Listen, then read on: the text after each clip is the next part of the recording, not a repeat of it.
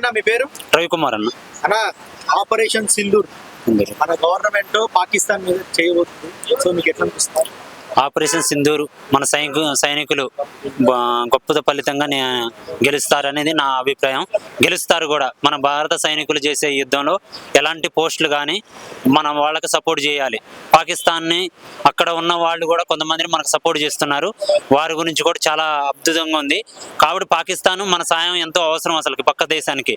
మన దేశానికి స్వాతంత్రం వచ్చినప్పుడు మన వాళ్ళకి సాయం చేసిన మనం వాళ్ళకి ఆర్థికంగా బలంగా అన్నింటిలో సాయం పడ్డాం. కాబట్టి దీన్ని ఆలోచించి పాకిస్తాన్ ఎప్పటికైనా చైనా సపోర్టుతో మన దేశాల్లో ఉగ్రమోతాలని దించి ప్రయత్నం చేస్తుంది. దాన్ని ఖండిస్తూ ఈ యువకులు కూడా గట్టిగా ఉండి పోరాడాలి. మన భారతదేశంలో ఎంతో మంది ఉన్నారు యువకులు. అలాంటి యువకులు ప్రశ్నించాలి. పాకిస్తాన్ చేస్తున్న కుట్రలన్నింటినీ మనం వెంటనే అందరూ మన సెల్లుల ద్వారా మన సోషల్ మీడియా ద్వారా పాకిస్తాన్కి వ్యతిరేకంగా మనం సపోర్టు చేస్తేనే మన సైనికులకి విజయం సాధించే అవకాశం ఉంది. భారత సైనికులకు ఎంతో విజయం సాధించాలని ఈ సందర్భంగా తెలంగాణ తరపున తెలంగాణ ప్రభుత్వం కూడా ఇప్పటికైనా చెప్తున్నా, తెలంగాణ ప్రభుత్వం కూడా సపోర్ట్ చేసి భారత సైనికులకు అండదండలుగా ఉండాలి.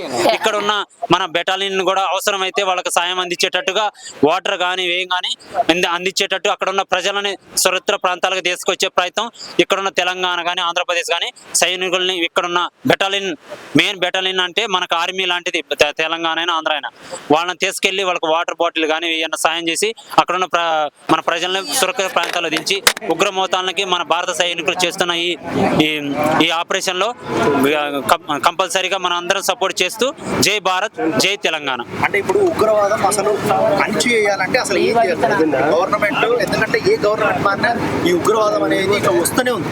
సో ఇటువంటి మొత్తం అణిచివేయాలంటే ఏం చేయాలి? అయితే భారత సైనికుల్లో 1,80,000 వరకు సైనికులు దగ్గరని ఇంటెలిజెంట్ వాళ్ళకి రిపోర్టుగా వచ్చింది. అక్కడ భారత సైనికులలో రిటైర్మెంట్ అయిన వ్యక్తులు కూడా చెప్తున్నారు 1,80,000 మంది ఎందుకు తగ్గించారు. అక్కడ బోర్డర్లో ఉన్న తక్కువ మంది ఉండటం వల్ల ఈ సైనికులు అందరూ ఒకే భారతదేశం మీదకి వచ్చే అవకాశం ఉందని వాళ్ళు ఆల్రెడీ కొంతమంది మనం రిటైర్మెంట్ అయిన వాళ్ళు సూచనలు ఇస్తున్నారు. వాళ్ళ సలహా తీసుకొని ఇంకా భారత సైనికులు 1,80,000 కాదు 2 లక్షలు 3 లక్షలు పెంచే విధంగా సైనికులు ఉంటే అక్కడ భద్రత మంచిగా ఉంటుంది. లేకపోతే సైనికులు తగ్గుతున్నారని భారతదేశం వైపు చూడాలంటేనే భయపడాలి. అందరం అట్లా చేస్తేనే బాగుంటుంది. సైనికులు 1,80,000 ఎందుకు తగ్గారు? భారత ప్రభుత్వం ఇప్పటికైనా సమాధానం ఇప్పటికైనా చెప్పాలని మేము కోరుకుంటున్నాం. ఇప్పుడు జరిగింది చాలా యుద్ధం అయితే జరిగే అవకాశం ఉండదు. ఎందుకంటే సైనికులు దగ్గరని వాళ్ళకి ఇంటెలిజెంట్గా వాళ్ళకి పోయింది. వాళ్ళ రాయబారి కూడా మన భారతదేశంలో ఉండి మొత్తం అబ్జర్వ్ చేస్తుండు.